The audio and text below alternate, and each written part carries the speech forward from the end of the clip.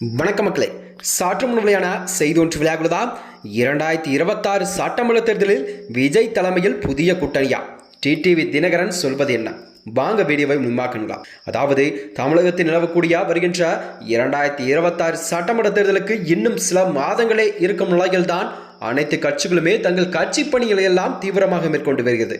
அந்த வகையில்தான் அமமுகவின் பொருளாளரான டிடிவி தினகரனோ வரும் 2026 சட்டமன்ற தேர்தலில் கண்டிப்பாக விஜய் தலைமையில்தான் புதிய கூட்டணி அமைய வாய்ப்புள்ளதாக அரசியல் வட்டாரத்தில் பேசப்படுகிறதா. அதாவது செங்கல்பட்டு சிங்கபெருமாள் கோவிலில் செய்தியாளர் சந்தித்த அவர் தமிழகத்தில் கண்டிப்பாக திமுக, என்டிஏ, விஜய் மற்றும் சீமான் தலைமையில் 4 முனை போட்டிதான் கண்டிப்பாக தமிழகத்தில் ஏற்படலாம் என்ற நிலைப்பாட்டில் அவர் கூறிய கருத்துக்கள் இதுதான். அதாவது தமிழகத்தை பொறுத்தவரை கண்டிப்பாக 4 முனை போட்டிதான் வருகின்ற 2026 சட்டமன்ற தேர்தலில் நடைபெறும் என்பதை டிடிவி தினகரன் அவர்கள் தெரிவிப்படுத்தினாராம்.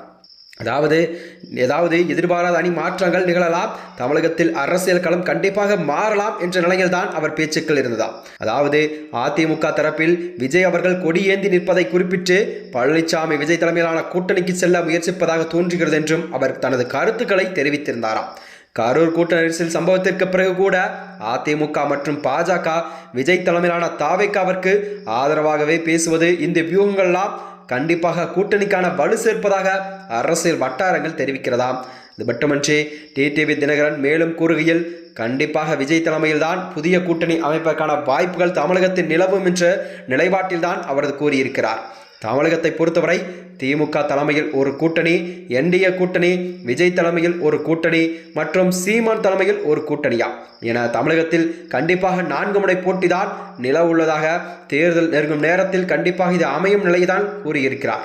அது மட்டுமன்றி எந்த கட்சியில் அந்த கட்சியின் கூட்டணியில் இடம்பெறும் என்பதை கண்டிப்பாக விரைவில் தெரியும்.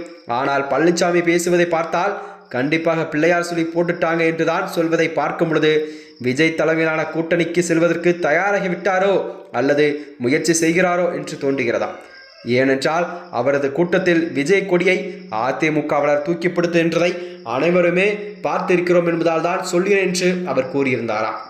2026 சட்டமன்ற தேர்தலுக்கு இன்னும் சில மாதங்களே இருக்கும் நிலையில்தான் அரசியல் களம் இப்பொழுதே சூடுபிடிக்க தொடங்கிவிட்டதாம்.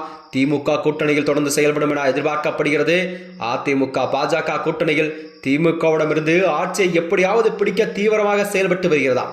கரூர் கூட்டணி சம்பவம் ஒரு தமிழக அரசியலிலே ஒரு திருப்பு முனையாக அமைந்துள்ளதாம்.